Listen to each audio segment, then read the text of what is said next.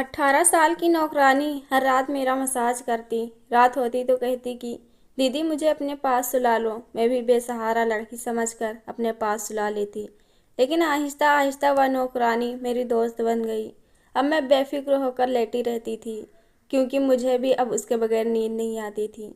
लेकिन एक रात अचानक रात को मेरी आँख खुली तो मेरे होश उड़ गए, क्योंकि वह लड़की तो आज के दौर में हर लड़की हर औरत आज़ादी चाहती है, आज़ाद होना चाहती है, खुलकर जीना चाहती है।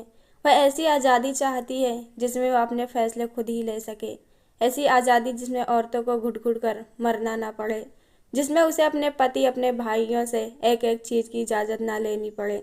वह ऐसी आज़ादी चाहती हैं जिसमें उसे घर में किसी घोटे की तरह बांध कर न रखा जा सके।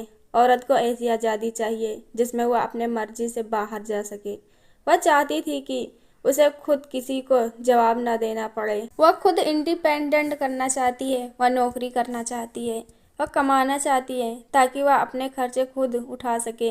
वह चाहती है कि बाहर के मर्दों से भला झिझक बात कर सके, और अगर किसी से बात करे तो उस पर शक न किया जाए। मुख्तसर यह है कि वह औरत अपनी मनपसंद की ज़िंदगी जीना चाहती है। किसी हद तक यह ठीक है, औरत को आज़ादी से जीने का हक मिलना चाहिए, पर इतनी आज़ादी औरत को जिस तबाही की ओर ले जाती है जिसका अंदाज़ा कोई नहीं लगा सकता। औरत जब अपनी आज़ादी को किसी गलत कामों में इस्तेमाल करती है तो वह तबाह हो जाती है, बिल्कुल वैसे ही जैसे मैं हो गई। मैं रोती हूँ, बताती हूँ, पर गुजरा हुआ वक्त कभी पलट कर नहीं आता। मैं अब सोचती हूँ कि काश मैंने अपने आप को इतना खुला ना छोड़ा होता। मैं भी अपने नफ्स पर काबू पा लिया होता तो आज एक अच्छी ज़िंदगी गुजारती। पर इस वक्त मैं अस्पताल में पड़ी अपनी कोख में पलने वाले उस नाजायज़ बच्चे के बारे में सोच रही थी, जिसका कोई भविष्य नहीं था। इसको दुनिया वाले कभी भी कबूल नहीं करने वाले थे। इसीलिए आज मैं दुनिया में आने से पहले ही इसे ख़त्म करने आई थी। यह अजियत बहुत ख़तरनाक था। एक नाजुक से वजूद को ख़त्म करवाना किसी कत्ल से कम नहीं था। पर मैं एक लड़की थी, एक ऐसी लड़की जो बिन ब्याही माँ बनने वाली थी। और मैं यह जिला कैसे बर्दाश्त करती, कैसे मेरे घर वाले यह सब पाते। इन सबको और ख़ुद को दुनिया के सामने बेइज्जत होने से बेहतर है मैंने अपने वजूद में पल रहे इस नाजायज़ बच्चे को ख़त्म करने का फ़ैसला किया।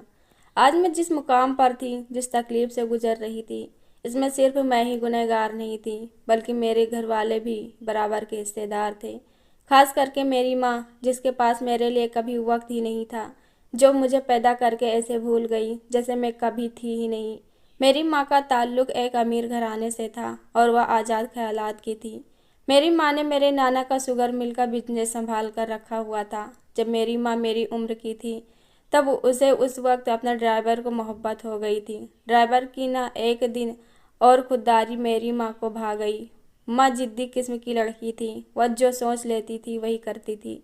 पूरे ख़ानदान के खिलाफ जाकर मेरी माँ ने मेरे बाप से शादी कर ली थी। मेरा बाप जो एक गरीब ख़ानदान से था, वह भी माँ की मोहब्बत में पड़ गया था। प्रभा एक शरीफ इंसान था। उसे जो अपनी बीबी का मॉडर्न कपड़े पहनकर गैर मर्दों से मिलना बिल्कुल भी पसंद नहीं था।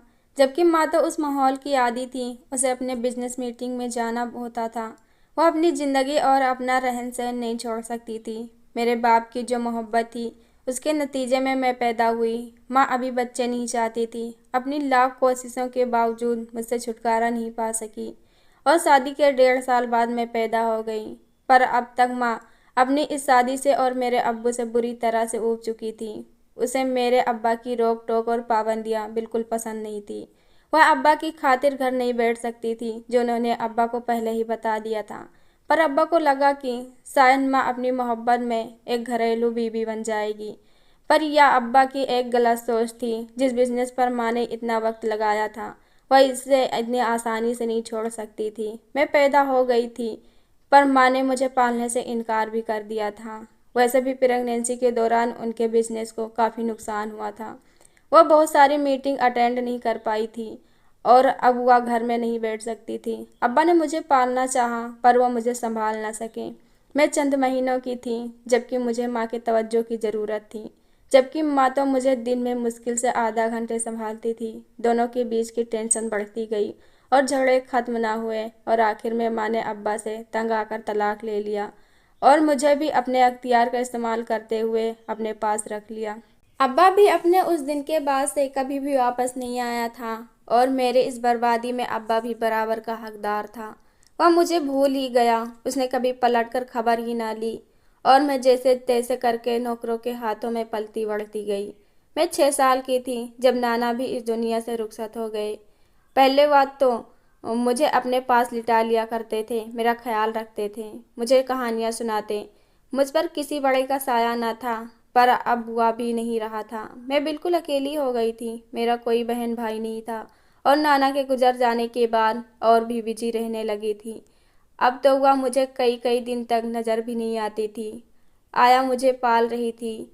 मैं स्कूल जाती और स्कूल से वापस आकर अपने कमरे में बंद हो जाती।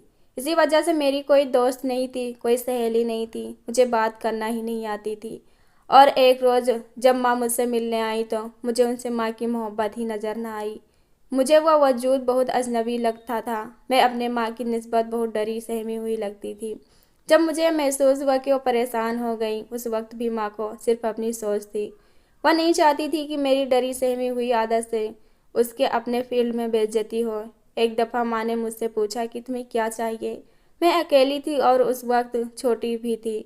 मैंने माँ से कहा कि मुझे एक बहन चाहिए। ये सुनकर वो हैरान हो गई और उठकर चली गई। मैं अकेली बैठी रह गई। अगले दिन नाश्ता की टेबल पर माँ ने एक नौकरानी से कहा कि अगर उसकी कोई बेटी है तो वह उसे ले आया करे ताकि वो मेरा ख्याल रख सके और मेरा काम कर सके। यूँ मुझे भी अकेलापन महसूस नहीं होगा और मेरा दिल भी लगा रहेगा। अगले दिन नौकरानी अपनी बेटी को ले आई। वह मुझसे 2 साल ही बड़ी थी। उसका नाम जवेरिया था और मैंने उसका नाम जोया रखा था। वह मेरा इतना बड़ा घर देखकर हैरान रह गई, बहुत खुश थी कि आज से वह इसी घर में 24 घंटे रहने वाली है। वह बहुत बातूनी लड़की थी और इसके बातों की वजह से वह मुझे अच्छी लगती थी और मेरा अब अकेलापन ख़त्म होने लगा था। जोया और मैं अब साथ रहने लगे थे।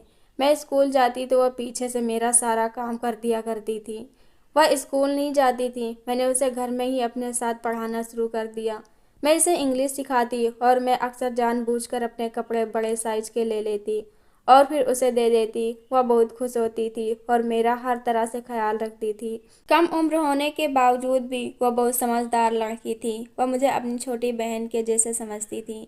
एक महीने बाद जब मैं अपने बिजनेस टूर से वापस आई तो मुझे जोया के साथ में हंसता खेलता देखकर माँ की परेशानी खत्म हो गई और वह मेरे तरफ से बेफिक्र हो गई। जब मैं हाई स्कूल में थी, यानी कि 16 बरस की, तो मैंने अपना पुराना फ़ोन जोया को दे दिया और खुद नया फ़ोन ले लिया। उसके पास नया फ़ोन लेने के लिए पैसे नहीं थे, पर उसे फ़ोन इस्तेमाल करने का बड़ा शौक़ था। अब जब मैं स्कूल जाती तो जोया पीछे सारा दिन फ़ोन इस्तेमाल करती रहती। उसके फेसबुक आईडी बना लिया और वहाँ पर लड़के लड़कियों को ऐड कर लिया। मैं सोशल मीडिया से थोड़ा दूर ही रहती थी, जबकि जोया सोशल मीडिया पर एक्टिव थी। अब हम दोनों कद में बराबर थे और उसने मेरे साथ बाहर आना जाना शुरू कर दिया। वह मेरे साथ शॉपिंग पर जाती और मेरे लिए बिल्कुल मेरे बहन के जैसे थी। एक दिन मैं स्कूल से वापस आई तो जोया खामोश बैठी थी। मैंने उससे पूछा तो उसने कहा कि उसने फेसबुक पर एक लड़के को दोस्त बनाया था। वो उससे मिलने चाह रहा था, पर कुछ समझ नहीं आ रहा कि कैसे जाए। मैंने उसे मना किया, पर वह कहने लगी कि मेरे साथ चलो। वह बार बार मुझसे कहने लगी और फिर मुझे उसकी बात माननी पड़ी। रात हुई तो वह अच्छे से तैयार हुई। उसने मेरे कपड़े पहन रखे थे और अच्छी लग रही थी और हम दोनों कैफ़े चले गए। मैं छुपकर बैठ गई और उस लड़के का इंतज़ार करने लगी। कुछ देर बाद वहाँ एक लड़का आया जो काफ़ी हैंडसम था। वह दोनों हंसकर बातें कर रहे थे और उस वक्त मुझे अपना आप बहुत खाली लगा। शायद मुझे जलन हो रही थी क्योंकि अब मैं फिर से अकेली रह गई थी। उस रात जोया बहुत खुश थी, जबकि मैं वापस आई तो बहुत थकी हुई थी। जोया तो जैसे हवाओं में उड़ रही थी। उसने अपनी हकीकत उस लड़के को नहीं बताई थी। जोया ने जब मुझे थका हुआ देखा तो वह मेरा मसाज करने लगी और मैं सो गई। वक्त गुजरने लगा और जोया की अपनी जाती ज़िंदगी शुरू हो गई थी। वह आप दोस्त बन गए थे और उससे मिलने के लिए जाती और जोया बहुत खुश थी। एक रोज़ मुझसे कहने लगी कि आज उसके एक दोस्त की सालगिरह है, तुम भी मेरे साथ चलो। मैं उसे मना न कर पाई और हम दोनों खूब अच्छे से तैयार होकर पार्टी पर चले गए। वहाँ जोया ऐसे झूम रही थी जैसे यही उसकी ज़िंदगी हो। मैं अपने सारे पैसे उसे देती थी और वह यहाँ पर उड़ा दिया करती थी। उसके जो दोस्त थे वह उसकी हकीकत नहीं जानते थे और मुझे ऐसे देख रहे थे जैसे मैं किसी और दुनिया से आई हूँ। वह लोग ड्रग्स ले रहे थे और अपने आप में मगन थे। मुझे अजीब तो लग रहा था, पर जब मैंने अपने आप को वहाँ सबकी नज़रों का मरकज पाया तो मुझे खुशगवार गुजरा। मर्द की नज़रें ऐसे ही औरत को चार चांद लगा देती हैं। मुझसे कितने लड़कों ने बात करने की कोशिश की, पर मैंने किसी से भी ज़्यादा बातचीत नहीं की। और जब हम रात के 2 बजे लौट कर आए तो अपना आप मुझे बहुत हल्का महसूस हो रहा था, जबकि जोया तो मुझे धक्के मारे जा रही थी, क्योंकि उसके मुताबिक तो आज की पार्टी की जान में थी। और फिर वक्त गुजरता गया और मैं ऐसे ही दुनिया में गुम होती गई। माँ ने एक बार मुझे मॉडर्न कपड़े में देखा तो उसे हैरानी हुई और खुशी भी, क्योंकि अब मैं मॉडर्न हो चुकी थी। मैं उनके साथ उनके बिजनेस पार्टी में जा सकती थी और मुझे भी अब अच्छा लगने लगा था। जब लड़की मेरी तारीफ करते तो और मेरी एक झलक पाने को तरसते थे। मेरे महंगे ब्रांडेड कपड़े, जूते, हर चीज़ पूरे सर्कल में मशहूर थे। वैसे तो मैं लड़कों को बहुत कम ही मुँह लगाती थी और मॉडल बनने के लिए सिगरेट पीना भी शुरू कर दिया था, क्योंकि जोया भी पीती थी और यह तो बिल्कुल आम बात थी। मुझे भी एक लड़का पसंद था और वह हमारे सर्कल में भी आता था, पर शायद मैं उसे पसंद नहीं थी। वह जोया का दोस्त था, पर हमारी बातचीत कम ही होती थी। वक्त गुजरता गया और अब मैं जब तक सिगरेट नहीं पी लेती थी मुझे सुकून नहीं मिलता था। मुझे नहीं पता था कि मुझे सिगरेट के साथ में ड्रग्स दिए जा रहे हैं और मैं उसकी आदी होती जा रही थी। और जब मुझे एहसास हुआ तब तक बहुत देर हो चुकी थी। जोया ने अपने दोस्त के कहने पर मेरा फ़ायदा उठाया और मुझे ड्रग्स की लत लगा दी। अब जब ड्रग्स के लिए मेरी हालात ख़राब होती तो मैं उससे मिन्नतें करती और उसका दोस्त मुझसे मुँह मांगे पैसे लेता। अब मैं उसके लिए सोने का अंडा देने वाली मुर्गी बन गई थी, जो जोया मजबूर थी, क्योंकि वह अपने दोस्त की मोहब्बत में गिरफ्तार थी और वह उसके कहने पर सब करती। अब मेरी हालात बिगड़ने लगी थी और अब मुझे खुद को नॉर्मल रखना मुश्किल हो गया था। माँ तो यह सब जानती ही नहीं थी और एक रोज़ मुझे अपने बिजनेस पार्टी में ले गई। वहाँ सबने मुझसे अजीब नज़रों से देखा और माँ की तारीफ की कि कैसे उसने मुझे कितना शानदार बनाया था। खैर, वह सब हकीकत से परे थे। मुझे देखते ही बहुत सी औरतों ने माँ से रिश्ते की बात की और माँ खुश थी, क्योंकि उनके बिजनेस के ताल्लुकात अच्छे हो रहे थे। और वहीं पर मैंने उस लड़के को देखा जो जोया का आशिक था। उसकी माँ ने भी मेरी माँ से मेरे रिश्ते के बारे में पूछा। वो मुझे ऐसी नज़रों से देख रहा था कि मुझे घिन आने लगी। वो मुझे कभी भी पसंद नहीं करता था, बस मैं जोया की वजह से खामोश थी। और उस रात मैंने फैसला किया कि आज के बाद किसी भी पार्टी में नहीं जाऊंगी, ना ही जोया के साथ और ना ही माँ के साथ। पर मुझे जिस नशे की लत थी वह मुझे इतनी आसानी से नहीं मिल सकता था। एक रात मेरी तबीयत खराब हुई और मेरे पास ड्रग नहीं था। मैंने जोया से कहा, पर उसके पाँव में मोच आई थी। जोया ने जा नहीं सकती थी और उसने कहा कि आज तुम्हें खुद जाना होगा, और मरती मैं क्या ना करती। मुझे जाना पड़ा और फिर मैं उसे घर पर छोड़कर ड्रग्स लेने चली गई। जो जोया का बॉयफ्रेंड था उसने मुझे अंदर आने को कहा। मौसम भी ख़राब था। उसने मुझे ड्रग्स दिया और कहा कि जूही अंदर बैठकर लेनी होगी। मैंने ले लिया, पर यही मेरी गलती थी। मैं जैसे ही नशे की हालत में गई वह मुझ पर झपट पड़ा। मैंने खुद को बचाने की कोशिश की, पर मैं खुद को बचा ना पाई और मैं उसका शिकार हो गई। जब होश आया तो पानी सर से गुजर चुका था। मैं अपनी इज्जत, अपना वक़ार, सब कुछ लुटा चुकी थी। उस दिन मुझे यकीन हुआ कि मैं किस दलदल में जा चुकी हूँ। घर आई तो जोया जा चुकी थी और जाते जाते वह घर से बहुत कुछ ले जा चुकी थी। मैं अंधेरे में चली गई थी और अब मुझे ड्रग्स लेने वाला भी कोई नहीं था। यह तकलीफ बहुत बुरी थी और होश मेरे तब उड़े जब मैं प्रेग्नेंट हो गई थी। मैं खुदकुशी करना चाहा लेकिन नहीं कर पाई थी, और जब माँ को पता चला तो सारा कसूर मेरा निकाला। माँ ने कहा कि तुम्हें इतनी आज़ादी इसलिए नहीं दी थी कि तुम यह सब करो, और तब मुझे एहसास हुआ कि अगर मुझे इतनी आज़ादी ना मिली होती तो आज मेरा भी यह हाल ना हुआ होता। मैं भी बाप के साये में परवरिश पाती, पर कसूर तो मेरा ही था।